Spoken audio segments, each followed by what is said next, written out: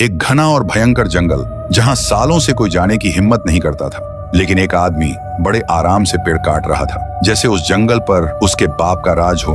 तभी उस जंगल के अंधेरे में एक घायल कुत्ता अंदर घुस आता है। आंखों में सिर्फ डर और पूरे बदन से ताजा खून टपक रहा होता है। और तभी उस आदमी पर वो कुत्ता टूट पड़ता है। फिर वो कुत्ता वहां से भाग जाता है। आदमी के हाथ से खून बह रहा था और वो डर के मारे तुरंत जंगल से अपने घर की तरफ भाग पड़ता है। जैसे ही वो आदमी गांव में घुसता है, उसकी आंखों में खून जमने लगता है और एक ही पल में उसका बदन अजीब तरह से कांपने लगता है। हाथ पैर टेढ़े मेढ़े इधर उधर मुड़ने लगते हैं। थोड़ी देर बाद वो आदमी एक खून का प्यासा जॉम्बी बन जाता है और जो भी उसके दांतों का शिकार होता कुछ ही पल में उसकी तरह एक जॉम्बी बन जाता। देखते ही देखते पूरा गांव जॉम्बी से भर जाता है। हर तरफ सिर्फ लोगों की दहला देने वाली चीखें।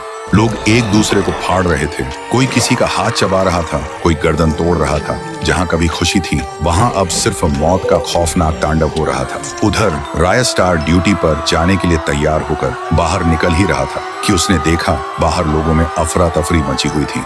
लोग इधर उधर भाग रहे थे। रायस्टार को समझ ही नहीं आया ये हो क्या रहा है। तभी उसके फोन पर एक कॉल आता है। कॉल था डॉक्टर कबीर का। डॉक्टर रोती हुई आवाज में बोलता है, रायस्टार, तुम जो बाहर देख रहे हो वो मेरे कारण हुआ है। मैं एक ऐसा सीरम बना रहा था जो इंसान का जख्म बिना दवा पिए तुरंत ठीक कर दे। पर जब मैंने उसका टेस्ट एक घायल कुत्ते पर किया तो उसने अजीब हरकत की और वहां से भाग गया। मुझे लगता है उस कुत्ते ने ही सबको काटा होगा, इसलिए पूरा गांव जॉम्बी बन गया। लेकिन अगर तुम उस कुत्ते का खून ला सको तो मैं इसका इलाज बना सकता हूँ। रायस्टार बोलता है, तुम इलाज की तैयारी करो, मैं उसका खून लेकर आऊंगा।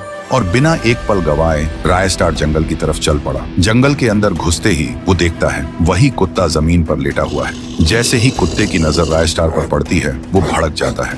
फिर दोनों के बीच एक जबरदस्त फाइट शुरू होती है। लंबी देर तक दोनों लड़ते रहते हैं। आखिर में रायस्टार जॉम्बी कुत्ते को नीचे गिरा देता है और उसका खून ले लेता है। वो सीधा डॉक्टर के पास जाता है और खून देता है। डॉक्टर तुरंत उस खून से सीरम बनाता है और रायस्टार को देकर बोलता है, जाओ इसे गांव में फैला दो। फिर रायस्टार एक ऊंची जगह पर चढ़ता है और उस दवा को हवा में छोड़ देता है। पल भर में पूरा गांव उस धुएं से भर जाता है और कुछ ही मिनटों में जहां मौत का तांडव था, वहां फिर से इंसानियत लौट आती है।